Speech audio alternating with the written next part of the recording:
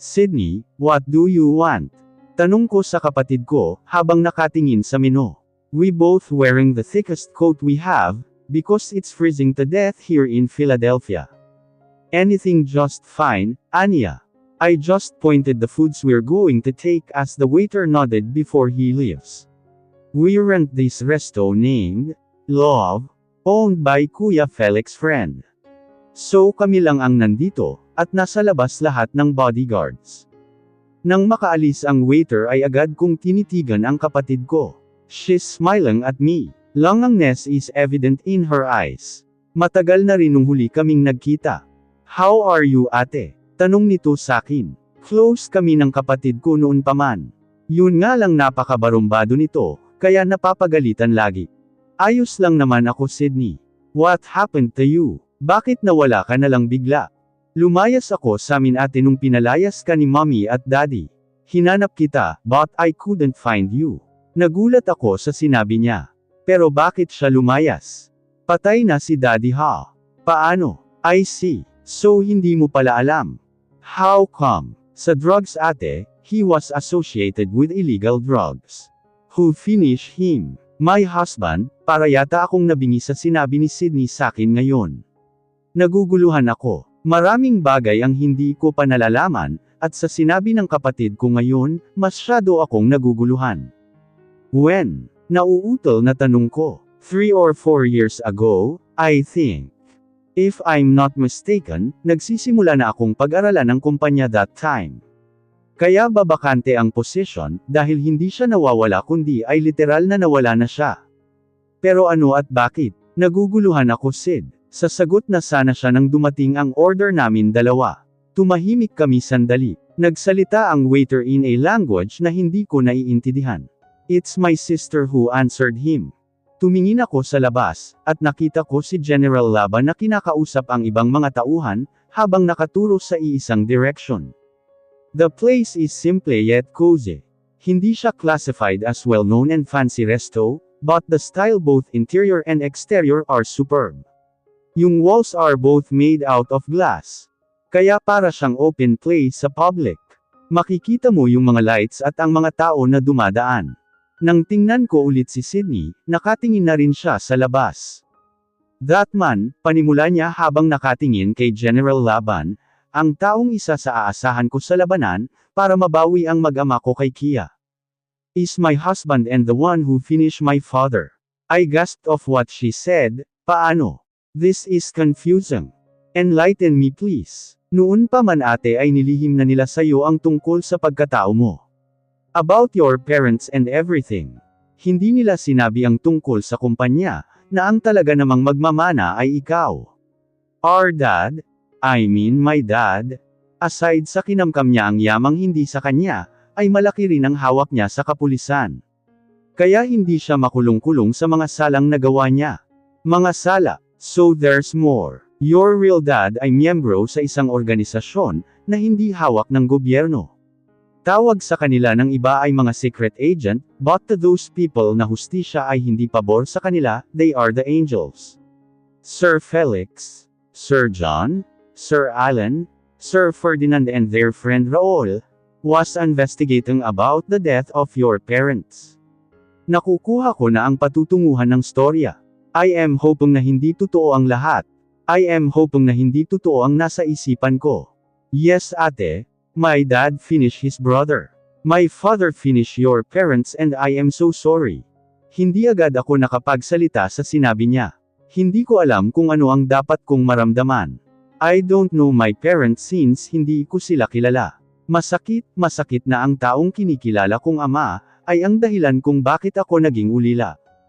Right after malaman ni na Sir Felix ang tutong nangyari kay Albert Magallanes, the operation was taken place without the knowledge of the government. But no, ang mas nasasaktan sa nangyari ay si Sydney. Kahit ano pa mang mangyari, ama pa rin niya si Dad. And my husband was the person who was assigned to take the mission. After she said those, I remained quiet. But that was years ago so I'm fine ate. I don't know what to say, Sid. I consider Dad as my real dad. He treated me right nang nasa poder pa nila ako. But paano mo nalaman ang lahat ng ito? I am entitled to know everything, ate, since Seb is my husband. I am not part of the organization, but I have the rights to tell you everything. Since you are the heir of Magallanes, Ate Rina, you are the rightful person to replace the position of your late father. Pardon, Sid. What do you mean by that? Inutusan ako ni Sir Felix na sabihin sa iyo ang lahat. The Magallanes Company headed by Albert Magallanes was considered as one of the most successful company in the world, and your father was one of the most powerful man in Asia. His connection to other leaders are unlimited. There are many armies serve under your father, including the other parties found in the 7 continents. The organization ought to serve the bloodlines of the people they considered as their leaders. Since your father had passed away, the title will be passed on you. Nakatanga lang ako sa paliwanag ni Sydney. Mahirap absorb lahat ng mga sinabi niya. Gusto kong mag-react, at gaya kanina ay hindi ko rin alam kung paano mag-react. Kung iisipin, napakasimple lang ng buhay ko noon. Hindi ko akalain na ganito na lahat ngayon.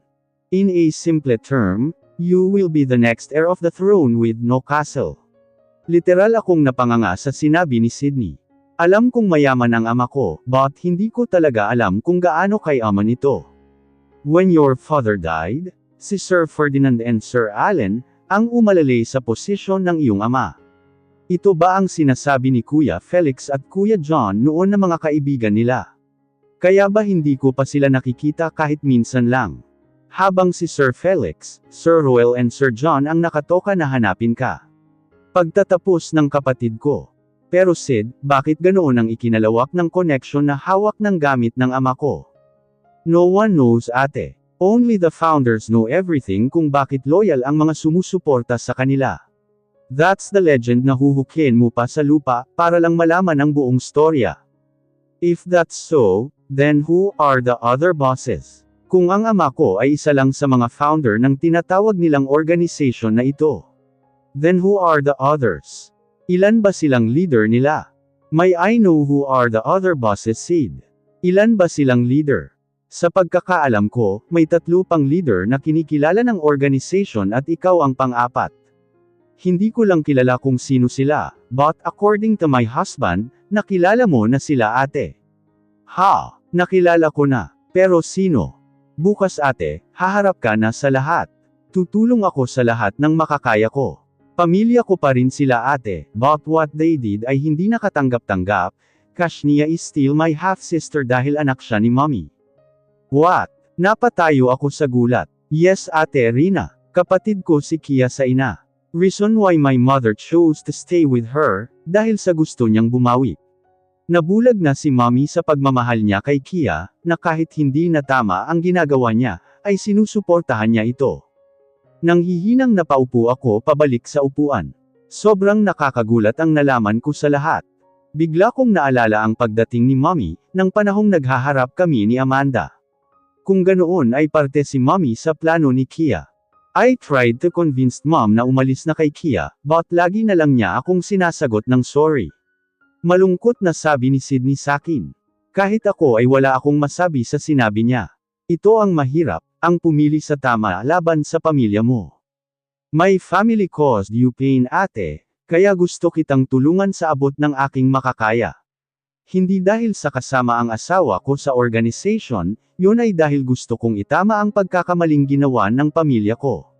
Sinserong pahayag ni Sydney. Nakakalungkot, hindi ko lubos akalain, na ang taong pinag-isipan ko ng masama noon, ay ganito kabait na kapatid. Si Sydney ang dahilan kung bakit ako napalayas noon, pero siya din pala ang taong isa sa maaasahan ko sa problema na to. In fact, Sydney helped me a lot. Kung hindi niya ginawa ang bagay na yun, baka hindi ako nanatili sa Canada. Baka hindi ko nakilala si Silver. I should be grateful to her. I'm sorry, Sid, malungkot na sabi ko dito. Wala na yata akong masabi pa bukod sa salitang sorry. Alam ko namang masiyadong mahirap ang pinagdadaanan niya ngayon. Ate, it's fine. Masaya ako na naging kapatid kita. Anyway, we should get going, ate. Kasi maghahanda ka pa para bukas.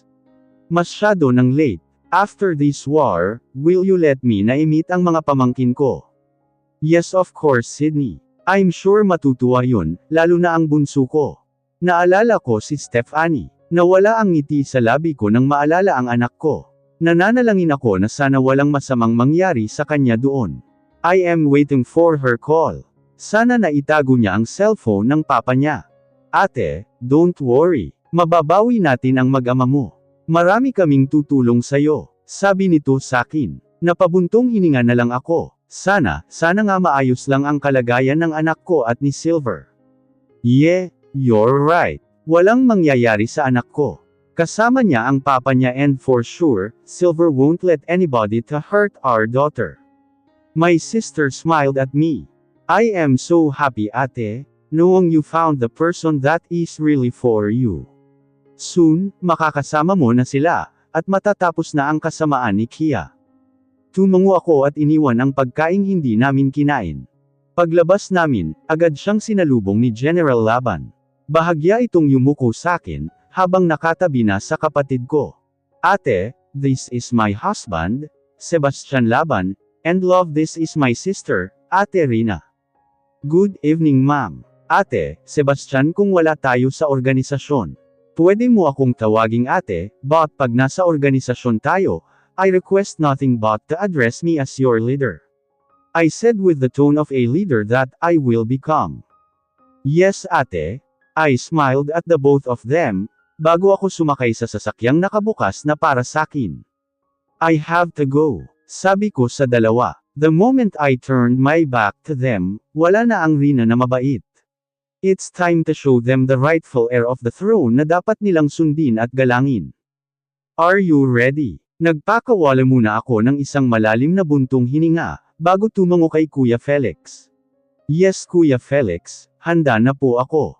Ang sinabi kong yun ang naging hudyat sa mga tauhan ni Kuya Felix, para pagbuksan ako ng pintuan, kung saan makikilala ko ang lahat ng mga taong kakailanganin ko, sa nalalapit na paghaharap namin ni Kia. Taas noo akong pumasok. Nakita ko ang libo-libong mga tao na nasa loob ng hall.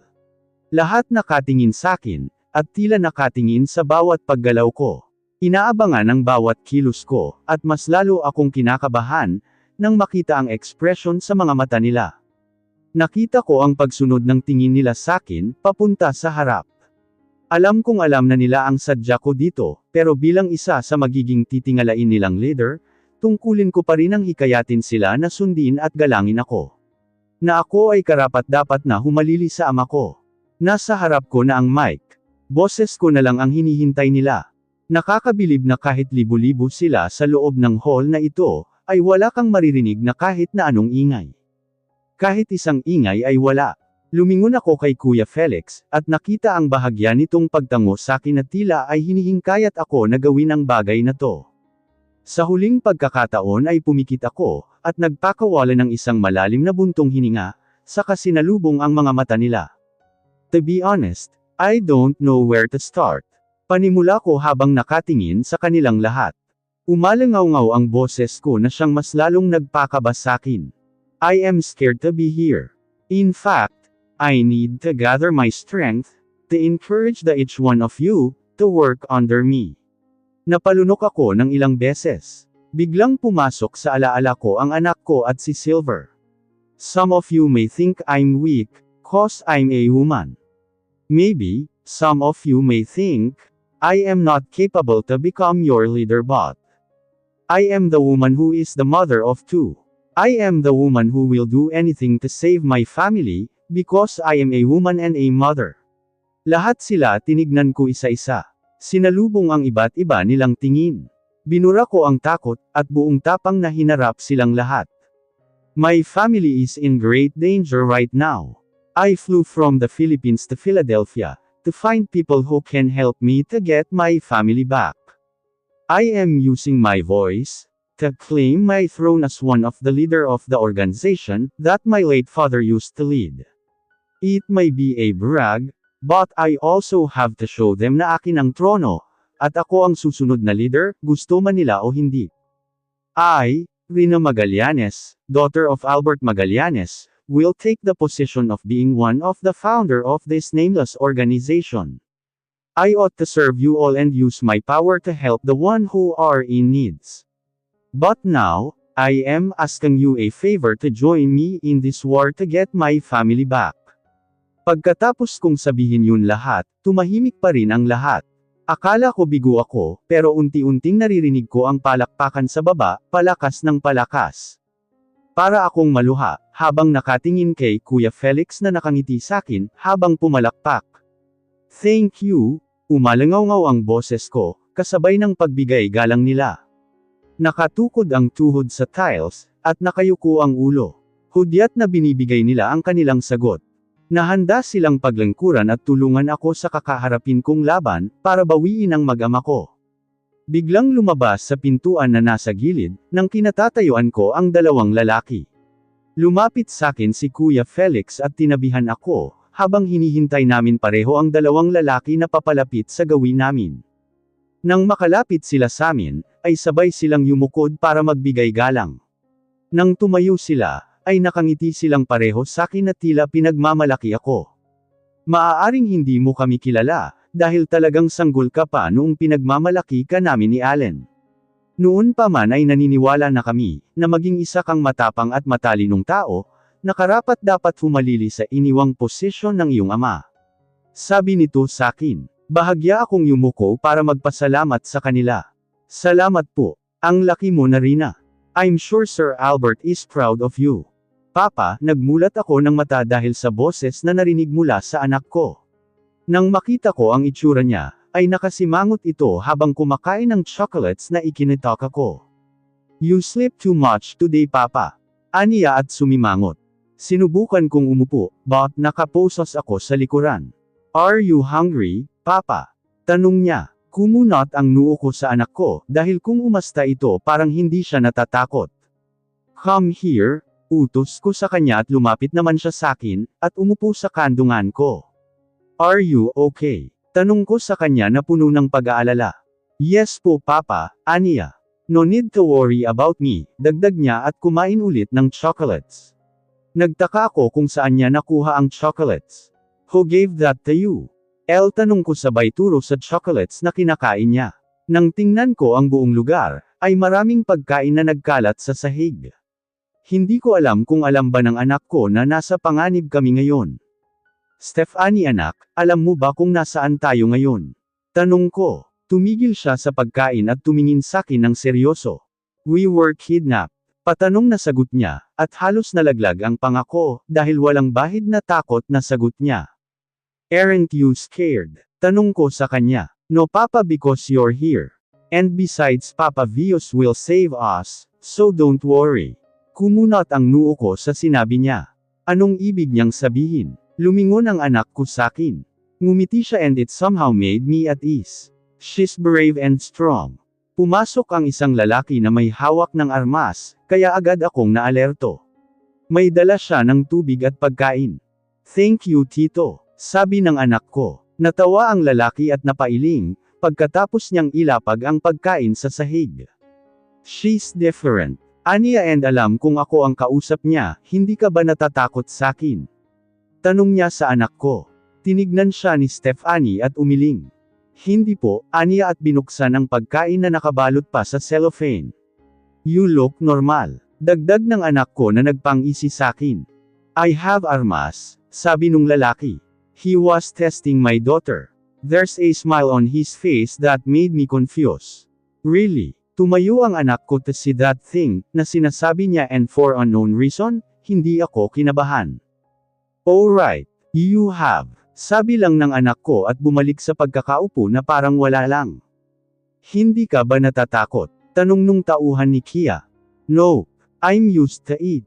Nalaglag ang panga ng lalaki, at hindi makapaniwalang lumingon sakin. Did you train your daughter with this? Tanong niya sakin. Umiling ako dahil hindi naman. Nakahinga ako ng maluwag. I'm panicking for my daughter's safety and here she is, talking to the enemy as if like it is her friend. It's rest assuring that she doesn't feel scared. Akala ko matatakot siya but I was wrong. She proves me na walang masama na mangyayari sa amin dito. Mister, can you untie my papa for a minute?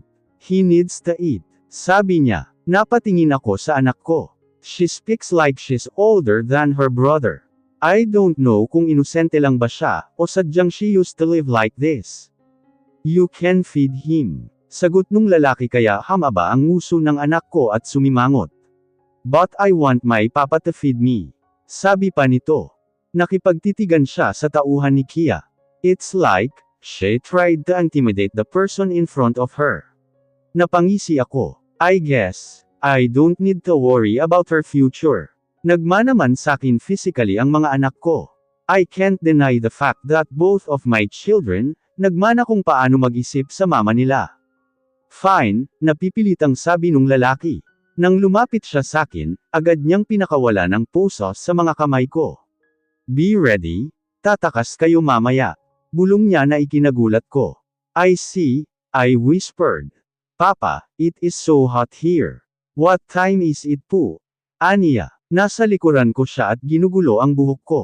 Nakatingin ako sa labas, since the room is somewhat like made out of glass with a touch of metals. Maraming nagbabantay sa labas, at lahat ay armado. I don't know anak, sabi ko. Tinignan ko ang buong lugar, close area ang kinalalagyan namin ni Stephanie ngayon. Gawa sa semento ang gilid, at bandang likuran namin. Tanging harapan lang ang hindi. There's only a one way out in here, at yun ang front door. Paano kami aalis? Kung lahat ay nakabantay sa labas. Papa is so tagal, rinig kong reklamo ng anak ko, kaya napalingon ako sa kanya. What do you mean baby? Tanong ko dito. Bumantong hininga ito at lumingon sa labas. It's a secret papa. Well, papa, I mean, Papa Vio said na uuwi na tayo mamaya. Sabi niya na ikinalaki ng mata ko. Vios is here. Kailan mo siya nakita? Kanina papa while you're sleeping. Don't worry, he said, he'll come back. Dagdag nito. Oh he's here, napalingon ako sa tinuro niya. Agad na tumakbo si Stephanie sa dumating. Nanlalaki ang mga mata ko, habang nakatingin sa suot niya. Napamura ako ng ilang beses, at agad na hinabol ang anak ko para wag makalapit kay Vios. Papa, why? Hindi ko sinagot ang anak ko, at agad na nilagay ang dalawang palad sa tenga niya para takpan ito. Ina mo, gigil na sabi ko. Kumukulo ang dugo ko, habang nakatingin sa kanya. So all this time, is he a spy? Traidor kang lalaki ka. Pinagkatiwalaan ka ni Rina at ng mga anak ko. Pilit inaalis ni Stephanie ang kamay ko sa nakatikip sa tenga niya, pero hindi ko hinayaan na matanggal niya ang kamay ko. Calm down Silver. Let me explain. How can I calm down? Nanginginig ang mga kamay ko. Gustong gusto ko siyang suntukin ngayon din. Silver, I'm not the enemy here. Aniya, I'll try to explain please. Calm down, sabi nito. Papa, reklamo ng anak ko, kaya nabitawan ko ito dahil nagpumiglas rin ito para makawala. Sumimangot ito sa akin at agad lumapit kay Vios. Hahabulin ko na sana, pero naglambatan na ito sa paa ni Vios. Lumuhad ito para mapantayan si Stephanie. Niyakap siya ng anak ko. Papa, ang tagal niyo po. Nakasimangot na sabi ng anak ko. I'm sorry princess, Papa did something important. Are you scared while Papa is not around? Tanong nito habang hinahagod ang likuran ng anak ko. No, I'm cool and besides, my Papa is with me. Sabi nito na kampanteng-kampante dahilan kung bakit natawa si Vios. Where's the phone? Did you hide it?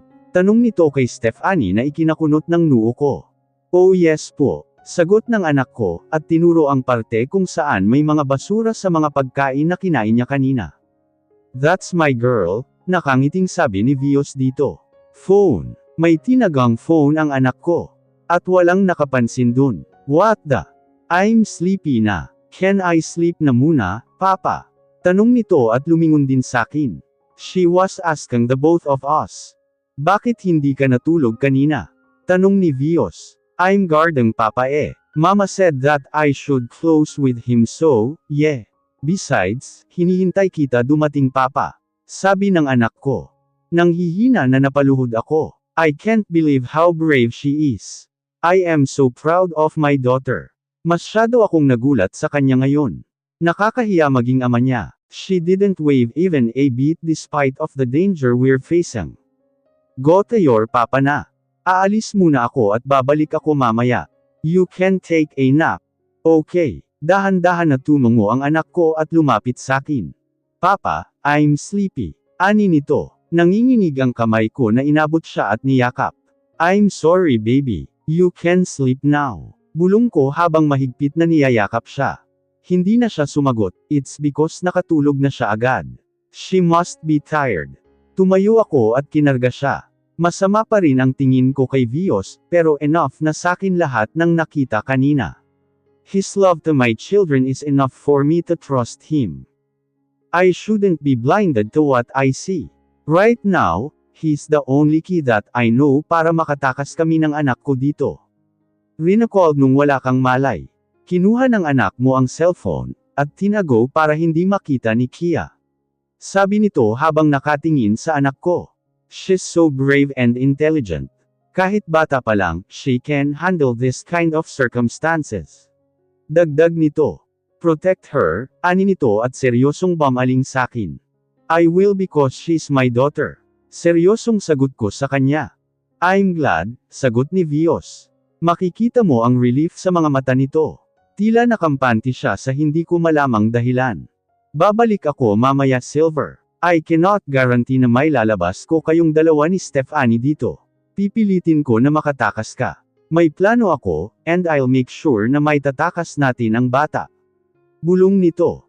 It's fine with me. Kahit matira ako dito, as long as maitakas ang anak ko. Your family will be sad kung hindi ka kasama. Gagawa muna ako ng plano. But this time, dito na muna kayo. I'm pretty sure kilala mo na si Kashnia. Hindi siya basta-basta, so we need to make a plan first, before we take the action. Bakit ka nandito? What is your connection to her? I was once the second hand of her father. Sabi nito na nagpalaki ng mga ko. I'll explain everything later, just trust me on this one. Dagdag nito. Then, why are you doing this? Tanong ko dahil gusto kong makasiguro. Because your daughter is also my daughter. Tumingin ulit siya sa anak ko na natutulog na. Hindi man ako ang totoong ama ni Stephanie, pero tinuring ko siyang totoo kong anak, sila ni Hivo. And besides, I cannot bear to see Rina crying. Kumunat ang noo ko sa huling sinabi niya. Nang makita niya ang reaction ko ay ngumisi siya. Relax. Rina is like a sister to me. Wala kang dapat ikabahala. Sabi nito. Tumalikod siya pero bago pa man niya buksan ang pintuan, ay lumingon siya sakin pabalik. If you can't escape tonight, trust Rina on the process. She's not just a woman that easy to mess with. Sabi nito bago tuluyang lumabas. For unknown reason, pumasok sa isipan ko si Rina. Babe, I whisper.